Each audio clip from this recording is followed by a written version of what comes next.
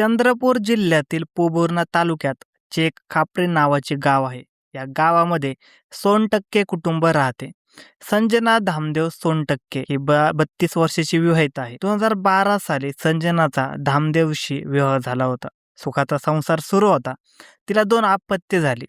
तिची मोठी मुलगी दिव्यश्री ही सध्या 10 वर्षाची आहे, तर लहान मुलगा निहाल 3री शिकत आहे. लग्नाला 14-15 वर्षे होऊन गेली होती. संसाराची चौकट ही पूर्ण झाली होती. अशातच संजना अवदसा आठवली. तारुण्याच्या भरात ती वाहवत जाऊ लागली. तिचे आपल्या चुलत दिरासमेत सूत जुळले होते. धनराज यादव सोनटक्के असे त्याचे नाव. धनराज यादव सोनटक्के तोही विवाहित आहे, पण त्याचे गेल्या 5 वर्षापासून तो आणि संजना यांच्यामध्ये अनैतिक संबंध सुरू होते. गेल्या 5 वर्षात संजना आणि धनराज हे आपापल्या जोडीदारांना अंधारात ठेवून गपचूप शारीरिक संबंध करत होते. परंतु आता धनराजला संजनाबद्दल संशय निर्माण होऊ लागला, कारण ती दुसऱ्या कोणासोबत तरी संबंध ठेवून असावी असे त्याला वाटू लागले. या कारणावरून तो तिला जाबही विचारू लागला होता. ती त्याला उलट उत्तरे देऊ लागली. त्यातून दोघांमध्ये वाद होत होते.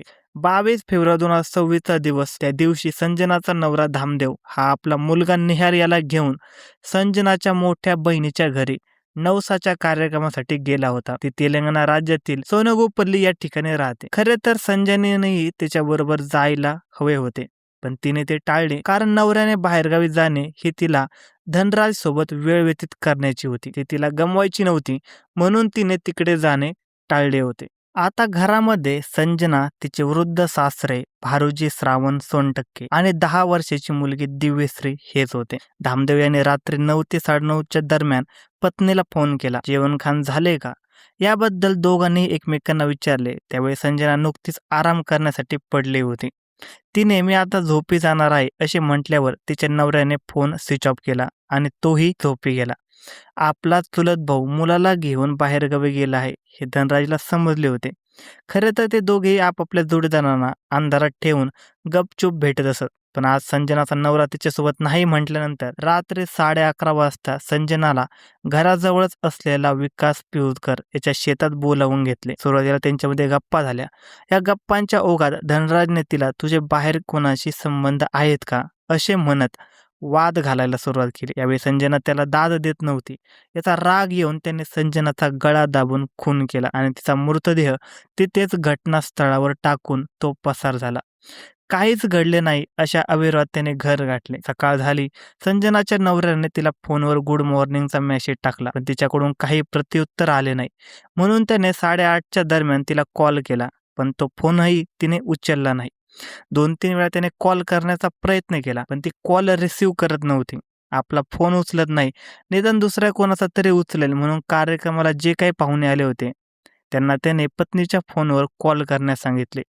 त्यांचाही तिने कॉल रिसीव्ह केला नाही. साठभाऊ मनोहर कोसरे, संजनाची आई म्हणजे धामदेवची सासू बेबी अच्युतकर, तिचा भाऊ वंशी यांचाही तिने फोन न उचलल्यामुळे धामदेवला शंका येऊ लागली. नेमकं काय घडलंय की ती फोन उचलत नाही. शेवटी तो दुपारी 2 वाजता आपल्या घरी आला. घरामध्ये त्याची मुलगी आणि वडील होते, पण पत्नी काही दिसली नाही. म्हणून त्याने मुलीला आई कुठे आहे विचारले. तेव्हा ती म्हणाली कदाचित आई शेताकडे गेली असेल, म्हणून तो शेताकडे गेला. तो संजनाला आवाज देऊ लागला, परंतु कुठूनही त्याला प्रतिसाद मिळाला नाही. तो परत घरी आला. त्याने पुन्हा मुलांना आई घरी आली का असे विचारले, कारण आपली कदाचित हुकाचूक झाली असेल असे त्यास वाटले. पण मुलांनी ती घराकडे आली नसल्याचं सांगितलं. दुपारचे 3 वाजले असावेत. गावचे पोलीस पाटील यांनी धामदेवला फोन आला. त्यांनी सांगितले की तुझी पत्नी शंकर पिळुदकर यांच्या शेतातील पाणंदीत पडली आहे. पोलीस पाटलांना ही माहिती विकास पिळुदकरने दिल्याने जशी तशी माहिती पोलीस पाटलांनी धामदेवला दिली. धामदेव हा शंकर पिळुदकरच्या शेतात गेला असता तिथे संजना उघड्या अवस्थेत पडली होती. तिची मान डावीकडे वाकलेली होती. तिच्या तोंडातून, नाकातून रक्त आणि तोंडातून फेस आला होता. तिच्या दोन्ही हातात घसटल्याने तिचे रक्त दिसत होते. पोलीस पाटील घटनास्थळावर आले होते. त्यांनी या घटनेची माहिती पोलीस ठाण्यात दिली होती. घटनास्थळी पोलीस आल्यानंतर त्याने मृतदेहाचा व घटनास्थळाचा पंचनामा केला आणि मृतदेह विच्छेदनासाठी रुग्णालयात पाठवून दिला. यावेळी पोलिसांनी धामदेवकडे पत्नीचे कुणाशी भांडण वा वाद होते का याबाबत विचारले, तेव्हा त्याने सांगितले की माझा चुलत भाऊ धनराज सोनटक्के याच्या पत्नीला म्हणजे ईश्वरी सोनटक्के हिला माझी पत्नी संजनाची धनराज सोबत अनैतिक संबंध असावेत असा संशय होता. त्यावरून ती टोमणे मारत असे. या संदर्भात ईश्वरी सोनटक्के हिने सासू-सासऱ्याविरोधात पोलीस तक्रारही केली होती. यावेळी धामदेवला पत्नीबद्दल फारसा संशय आला नाही, कारण एखादी बाई उगाच आपल्या पतीवर संशय घेऊ शकते असेच त्याला वाटले. एके दिवशी गावातील स्वप्नील धानोरकर यांनी धामदेवला सांगितले की तुझा चुलत भाऊ धनराजने मला धमकी दिली आहे की तुझे संजना सोबत अनैतिक संबंध आहेत ते तोड, नाहीतर तुझा मर्डर करेन. हे ऐकून धामदेवचे धाबे दणाणले. एकीकडे आपल्या पत्नीबद्दल धनराजची पत्नी ईश्वरी शंका घेते, दुसरीकडे धनराज हा स्वप्नील धानोरकर याला संजनाशी असलेले संबंध तोड असे म्हणतो. याचा अर्थ काय? आपल्या बायकोवर आपण कधी संशय घेतला नाही, मग धनराज कसा काय आपल्या बायकोवर संशय घेतो? एका परक्या तरुणाला संशयातून जाब विचारतो. याचा अर्थ धनराजची पत्नी बोलते, त्यात काही तथ्य तर नसेल ना? असा विचार धामदेवच्या मनात आला. त्याला राग आला आणि त्याने पत्नी संजनाला फैल्यावर घेतले. पण त्यावेळी संजनाने कानावर हात ठेवले. माझे धनराज सोबत कसले संबंध नाही असे तिने ठामपणे सांगितले. लोक काहीही बोलतात, तुमचा माझ्यावर विश्वास आहे की नाही असे तिने विचारले. तेव्हा त्याचा राग शांत झाला. पण आता तिचाच खून झाला होता. याचा अर्थ धनराजने तिचा खून केला असावा असा धामदेवला संशय आला. त्याने तसेच पोलिसांना सुद्धा सांगितले.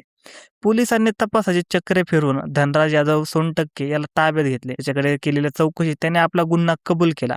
आपल्या चुलत वहिनीसोबत अनैतिक संबंध होते, तसेच दुसऱ्या व्यक्तीशी संबंध ठेवून होते. याचा राग आल्याने आपण तिचा खून केल्याचे त्यांनी सांगितले. धन्यवाद मित्रांनो. अशाच नवनवीन मराठी क्राईम स्टोरीज ऐकण्यासाठी आजच आपला यूट्यूब चॅनल क्राईम कट्टाला सबस्क्राईब करा आणि या घटनेबद्दल तुमचे काय मत आहे हे आम्हाला कमेंट सेक्शनमध्ये नक्की कळवा.